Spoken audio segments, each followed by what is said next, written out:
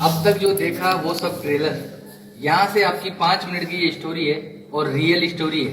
150 साल बाद ठाकुर जी यहाँ से ब्रिज वापस चले जाएंगे। आप अभी जहाँ पे खड़े हो, ये पहले सीहाड़ गांव था। नाथ द्वारा इनके आने से पड़ा। औरंगजेब का जब हमला हुआ, मथुरा वृंदावन गिरिराज जी वहां से ये पलायन करते करते इस गांव में आए। बीच में बहुत सारे गांव पड़े, किसी भी राजा ने इनको शरण नहीं दी क्योंकि सब औरंगजेब के अधीन हो गए थे। आपने बुक और पुस्तकों में पढ़ा है, मेवाड़ कभी किसी का गुलाम नहीं रहा है। यहाँ आते आते इस गांव में रथ का पहिया कीचड़ में फंस गया, ना तो आगे जाए ना पीछे जाए। ये है गंगाबाई जो श्री कृष्ण से रूबरू बात करती थी। पीछे हैं ब्रिजवासी, ये है पंडित दामोदर जी और ये मेवाड़ के राजा राज सिंह। यहाँ से 28 किलोमीटर दूर एकलिंग जी महादेव का मंदिर है। ये महादेव से डायरेक्ट बात करते थे, जैसे गंगाबाई श्री कृष्ण से बात करती थी वैसे ये महादेव से डायरेक्ट बात करते थे। जब इस गांव में रथ का पहिया कीचड़ में फंसा तो गंगाबाई ने श्री कृष्ण से पूछा, प्रभु क्या लीलाएं आपकी, ना तो रथ आगे जा रहा है ना पीछे जा रहा है। तो श्री कृष्ण जी ने पूछा, गंगाबाई ने पूछा श्री कृष्ण से, प्रभु क्या लीलाएं आपकी, ना तो रथ आगे जा रहा है ना पीछे जा रहा है। तो श्री कृष्ण जी ने जवाब दिया, मैं किसी के कारणवश यहाँ आया हूँ, यहाँ के राजा को बुलाया जाए और मेरे लिए मंदिर का निर्माण किया जाए। गंगाबाई ने ये बात पंडित दामोदर जी को बताई और पंडित दामोदर जी ने मेवाड़ के राजा राज सिंह को बुलाया और कहा कि हमारे प्रभु पधारे हैं, क्या इनको शरण मिल सकती है। तो राजा राज सिंह ने जवाब दिया, मैं मेरे गुरु आराध्य से पूछता हूँ, अगर वो इजाजत देंगे तो मैं मंदिर का निर्माण करवाऊंगा। ये महादेव के पास गए और बोला, प्रभु आपके मित्र और सखा पधारे हैं, क्या इनको शरण मिल सकती है। तो भोलेनाथ ने एक सुंदर सा जवाब दिया, मेवाड़ की जनता अगर इसके नखरे उठा ले तो ही इसी को रोकना है, अन्यथा जाने देना है, क्योंकि ये अलग अलग श्रृंगार करता है, 8 समय की झांकियां लेता है और अलग अलग भोग लेता है। घूम फिर के ये बात गंगाबाई के पास आई और गंगाबाई ने श्री कृष्ण को बताया, प्रभु आपके लिए तो महादेव ऐसा ऐसा बोल रहे हैं। तो इन्होंने भी एक सुंदर सा जवाब दिया, वो है भोला, नाम से भी बोला है, काम से भी बोला है। उसको तो 2 रुपए की राख लगाकर बैठा दो तो बैठा रहेगा, मगर मेरे नखरे वो जानता है। मैं मेवाड़ की जनता को वचन देता हूँ, मैं यहाँ का जल भी ग्रहण नहीं करूंगा।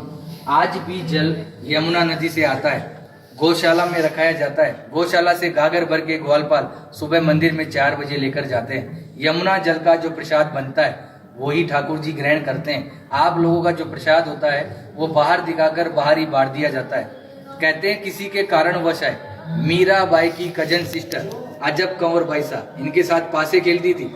श्री कृष्ण को पता थी कि आज मेरे साथ ये पासे क्यों खेल रही है, मगर श्री कृष्ण जी जान चला के हारते गए और अजब कंवर बाई सा को जिताया और बोला कि मांग तुझे क्या चाहिए। तो अजब कंवर बाई सा ने कहा कि आप मेरे मेवाड़ में पधारिए। आज 350 साल हो गए ठाकुर जी को यहाँ विराजते हुए। 150 साल बाद अपन भी जीवित रहे कि ना रहे, ये वापस जतीपुरा चले जाएंगे। आज भी निज मंदिर में रथ रखा हुआ है, नाथद्वारा के मंदिर में गेट नंबर 2 के पीछे। वो कांच में बिल्कुल पैक है।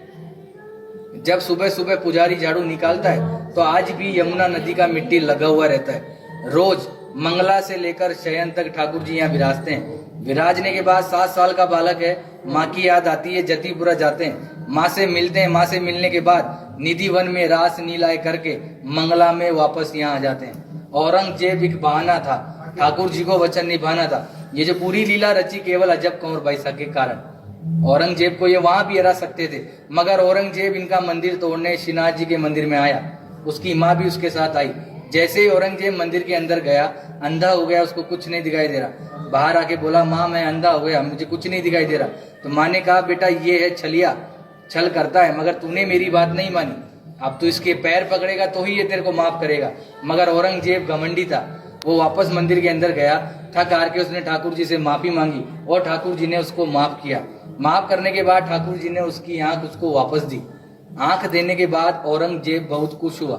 खुश होने के बाद जो कोहिनूर डायमंड हीरा जो ठुडी पे लगाया जाता है वो औरंगजेब की माँ ने ही भेंट किया था। आज भी होली के अगले दिन, धुलंडी के दिन बादशाह की सवारी निकाली जाती है। उसमें औरंगजेब का पूरा बाकायदा आदमी बनाया जाता है। उसको पूरे नाथद्वारा में जुलूस द्वारा निकाला जाता है। निकालने के बाद उसको मंदिर में ले जाया जाता है और मंदिर में ले जाने के बाद पनिशमेंट के तौर पे पूरे मंदिर को दाढ़ी से झाड़ू साफ करता है। ये कहानी रियल है और 150 साल तक होती रहेगी। उसके बाद ठाकुर जी ब्रिज चले जाएंगे। आपने हमेशा श्रीनाथ जी के दर्शन धक्का मुक्की डल्ला खाकर किए, मैंने भी किए, आपने भी किए। मगर यहाँ मैं आपको 8 दर्शन कराऊंगा, मंगला से लेकर शयन तक। ठाकुर जी क्या खाते हैं, क्या पहनते हैं, वो सब बताया जाएगा। उससे पहले आपको इस कमरे में जाना है